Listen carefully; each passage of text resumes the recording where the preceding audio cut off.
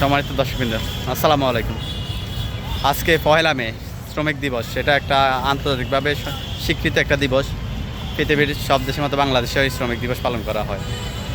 শ্রমিক দিবস উপলক্ষে আজকে ঢাকার বিভিন্ন স্থানে বিভিন্ন মিছিল দেখতেছি, জনসভা দেখতেছি। আর বিশেষ করে যখন একটু রিল্যাক্সের জন্য রমনা পার্কে আসলাম, তখন দেখি যে শ্রমিকগুলা সব বেকার শ্রমিকগুলো সব এখানে রমনা পার্কের ভিতরে আছে।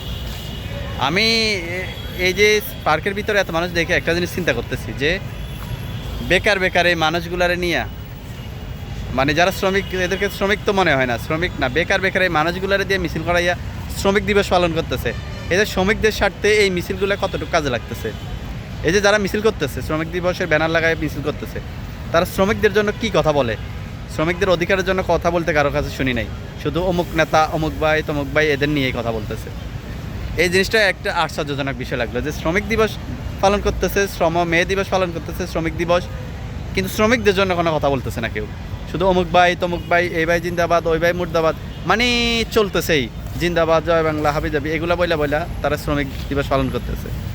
এখন আমার খালি একটাই প্রশ্ন যে এই মিছিল করে, এই মিটিং করে, এই সমাবেশ করে শ্রমিকদের এটা কতটুকু কাজে লাগতেছে?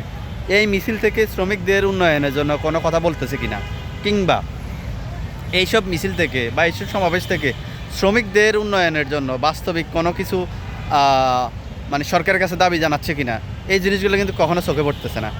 এই জন্য মানে অবাক লাগতেছে আর কি, যে দিবস করতেছে শ্রমিক দিবস আর স্লোগান দিতেছে নেতাদের নামে।